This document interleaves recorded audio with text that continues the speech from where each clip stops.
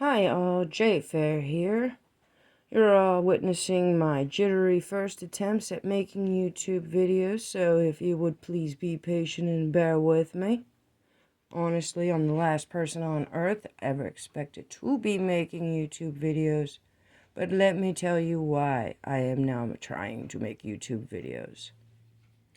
So I was lucky enough to find a whole stack of magazines from the year 1919, which I bought off of the internet. And after just a few pages, I was fascinated. So I wanted to share it with as many people as I could. And I decided that YouTube was my best route for that.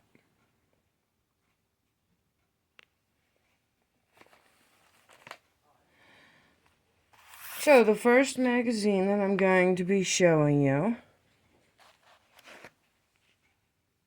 is the Red Cross magazine. This is the October issue from 1919. Right away, just the cover art gives me a lot of things to talk about. And so we're only going to be doing a few pages in this first video. And as I said, I'm going to beg for your patience with my very unsophisticated methods of video sharing. So right here you can see just the style of the cover art for this magazine. It's a lot different than what you could expect to find on the cover of most magazines we see today. I believe this was a Norman Rockwell painting that they used, but I could definitely be wrong about that. If you guys know, you can let me know. And I want you to just imagine this on a display shelf. One of those old local grocers or whatnot that we've only heard about, mostly don't exist. And then somebody could have picked this magazine up for the whopping total of 20 cents. Wonder what other magazines were in circulation, maybe sitting right next to this one. But beyond the image of this pleasant little student sharing a peachy looking apple with his teacher there, you can see on the chalkboard it says life, liberty, and the pursuit of happiness. I don't think that could ever be written on enough chalkboards in America. Probably not on very many right now. But if we look beyond the slowly dying American virtue, you can also see a math equation. Hopefully that teacher will notice the math equation as well. With the erase marks there, makes you wonder if maybe she's not leaving it up to mock the student with that answer, putting him on blast in front of the whole class. Or maybe it was this guy, and he's trying to bribe her not to give him a bad grade. Who could say? The last thing I'm going to point out on this cover art here is that you can see some graffiti carved into the teacher's desk. And I think we usually saw that on the students' desks. But lastly, here at the bottom it says, the Great Americanizer.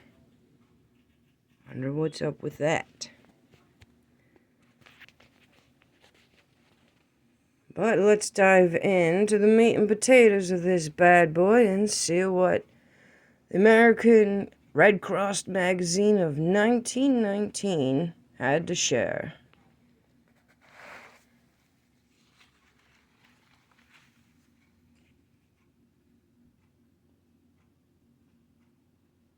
And I'm gonna kind of just scan over here and make some little comments. It's obviously in rough shape after 106 years. I guess we can count our stars that it is still in existence. Wrigley's Spearmint Gum, Juicy Fruit, and Wrigley's Double Mint. At least as old as 1919. And check out their mascot.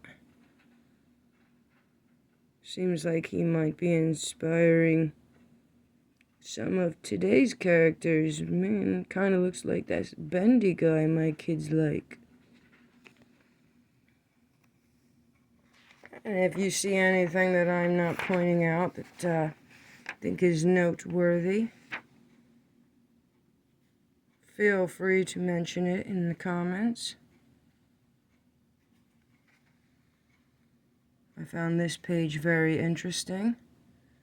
What we're seeing here, your 1919 American kitchen, is a dishwasher. Because in their house, dishwashing is not hard thanks to Western Electric dishwashing machine.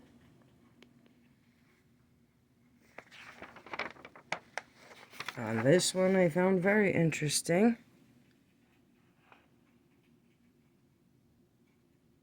I wonder what a toasted cigarette tastes like compared to a non-toasted. And the last thing we're going to look at here, extremely vital information that they're sharing with us here in this article. It's the secret to making people like you. I definitely need to know that. Let me see what it has to say.